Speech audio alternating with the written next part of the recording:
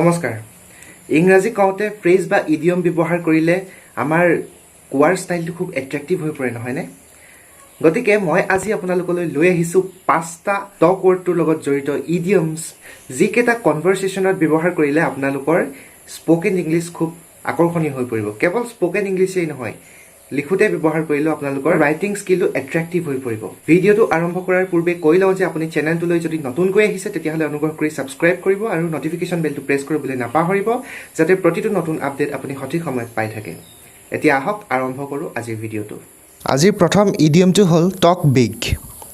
টক বিগৰ meaning হ'ল two Boost অৰ এক্সাগাৰেট অৰ্থাৎ অসমীয়াত ক'বলৈ হ'লে ডাংকুপ মৰা বুলি যাক কওঁ বা গৰ্ব কৰা বুলিও আমি ক'ব পাৰোঁ এটা এক্সাম্পল দিছোঁ Raju talks big but doesn't do anything অৰ্থাৎ ৰাজুৱে বহুত ডাঙৰ ডাঙৰ কথা কয় বহুত ডাংকুপ মৰা কথা কয় কিন্তু প্ৰকৃততে সি একোৱেই নকৰে ছেকেণ্ড ইডিয়মটো হ'ল স্মল টক মিনিং হ'ল পলাইট কনভাৰচেশ্যন এবাউট আনইম্পৰ্টেণ্ট থিংছ অৰ্থাৎ সৰু সুৰা বিষয়ত পতা অনানুষ্ঠানিক কথা বতৰা বা লঘু বাৰ্তালাপ বুলিও আমি ক'ব পাৰোঁ এটা এক্সাম্পল দিছোঁ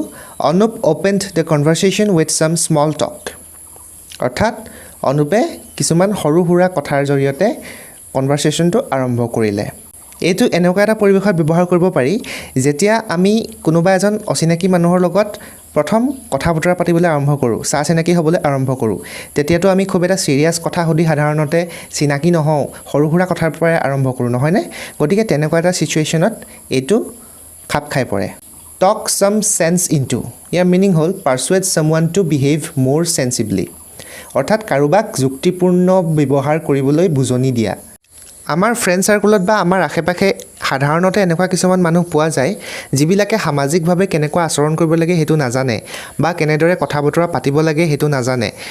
চিচুৱেশ্যন ৱাইজ আমি কেনেদৰে পলাইটলি ফৰ্মেলি ৰেচনেলি কথা পাতিব লাগে সেই বিষয়ে জ্ঞাত নহয় গতিকে তেনেকুৱা মানুহক পৰিস্থিতি সাপেক্ষে যুক্তিপূৰ্ণ ব্যৱহাৰ কৰিবলৈ যিটো বুজনি দিয়া হয় তাক টক ছাম চেন্স ইনটু বুলি ক'ব পাৰি মই এটা এক্সাম্পল দিলে কেনেদৰে ব্যৱহাৰ কৰিব পাৰি সেইটো আপোনালোকে ভালদৰে বুজি পাব I think his mother finally talked some sense into him. এনেকৈ আমি talk some sense into sentence-ত ব্যৱহাৰ কৰিব পাৰোঁ তাৰপিছত fourth idiom-টো হ'ল talking to a brick wall. It is used when someone refuses to listen to you. অৰ্থাৎ যেতিয়া কোনোবাই আপুনি কোৱা কথালৈ কাণ নিদিয়ে বা শুনিব নিবিচাৰে আপুনি কোৱা কথা তেতিয়া এইটো ক'ব পাৰি বাক্যত ইয়াক এনেদৰে ব্যৱহাৰ কৰিব পাৰি Talking to him is like talking to a brick wall. Brick wall মানে নিশ্চয় বুজি পাইছে ইটাৰ এখন ৱাল যাৰ কোনো প্ৰাণ নাই অৰ্থাৎ আপুনি এখন যদি ইটাৰ ৱালক কথা কৈ থাকে কিবা ৰিয়েকশ্যন দিব জানো যেতিয়া আপোনাৰ কথা কোনোবাই শুনিব নিবিচাৰে বা কাণ নিদিয়ে তেতিয়া তেওঁৰ পৰা জানো কিবা ৰেছপন্স পাব পাৰি গতিকে এখন ইটাৰ ৱালক কথা কৈ থকাৰ লিখিয়াই হয় তেনেকুৱা এজন মানুহক কথা কৈ থাকিলে আজিৰ লাষ্ট ইডিয়মটো হ'ল to talk down ইয়াৰ মিনিংটো হ'ল to talk to someone as if they are less intelligent than you or not important অৰ্থাৎ কোনোবাই অবজ্ঞাৰ সুৰত কথা কোৱা বুজায় এটা এক্সাম্পল দিছোঁ his boss always talks him down as if he doesn't know anything অৰ্থাৎ তেওঁৰ বছে তেওঁ সদায় অবজ্ঞাৰ সুৰত কথা কয় যেন তেওঁ একো নাজানেই নিশ্চয় বুজি পাইছে কেনেদৰে আমি বাক্যত ব্যৱহাৰ কৰিব পাৰোঁ গতিকে এইকেইটাই আছিলে আজিৰ পাঁচটা ইডিয়মছ যিকেইটা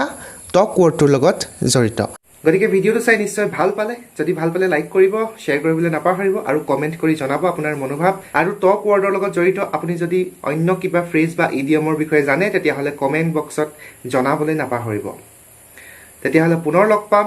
নেক্সট ভিডিঅ'ত টিল দেন টেক কেয়াৰ